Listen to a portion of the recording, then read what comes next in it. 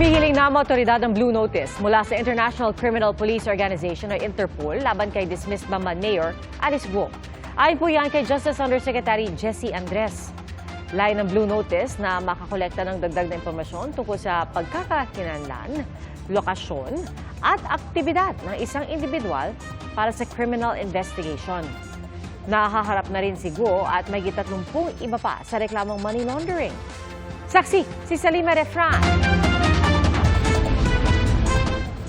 Kahon-kahon ang dokumentong sinumite ng Anti-Money Laundering Council, Presidential Anti-Organized Crime Commission at National Bureau of Investigation sa Department of Justice. Ebidensya yan sa 87 counts of money laundering na isinampa laban kay dismissed Bamban Mayor Alice Guo at 35 iba pa. Na-trace umano ng mga ehensya ang 7 bilyong pisong nalikom mula sa isinagawang scam operations ng Pogo na Lucky South 99 sa Porac, Pampanga na napunta umano sa mga kumpanya ni Guo at ginamit para maitayo ang Baofu Compound at ang Hongsheng Gaming na naging Zunyo One Technology, ang mga pogong ni Raid na konektado umano sa criminal activities.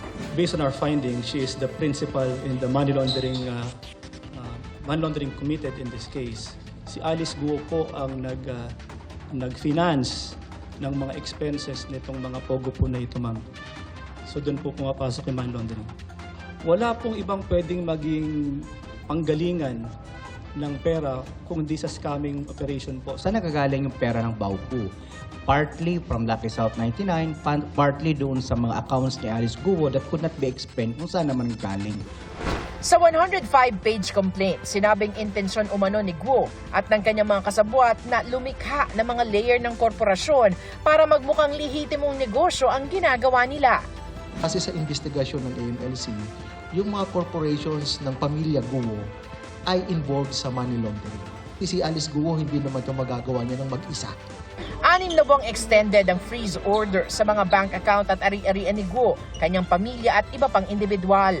Sa monitoring ng mga otoridad sa ibang bansa, nasa Jakarta, Indonesia pa rin umano si Alice Guo. May mga sightings, may mga nakita akong mga litrato galing sa CCTV na may nakita siya sa isang daungan ba o isang lugar, isang lugar sa Jakarta na naglalakad.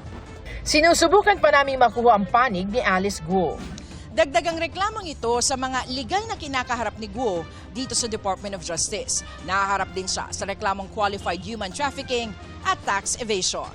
Bukod kay dismissed Mayor Guo, kasama sa money laundering complaint ang mga kapatid niyang sina Sheila at Seamen, kanila mga magulang, foreign business partners ni Guo, incorporators, officers at management ng Baofu Land at ng mga Pogo, pati na rin ang negosyo ni Guo na QJJ Farms at QC Genetics. Dawit din sa reklamo si Cassandra Leong na kinatawa ng Lucky South 99 na kasalukuyang nakadetain pa rin sa kamera dahil sa contempt order laban sa kanya. Meron kaming nakikita na maaaring i-file o i-recommend na kaso or criminal charges against not just Cassandra several personalities na but again we still have to complete the investigation in order that we can substantiate yung mga nakikita naming mga findings. Nauna nang sinabi ni Ong na wala siyang kinalaman sa mga Pogo o sa mga negosyo ng mga Guo.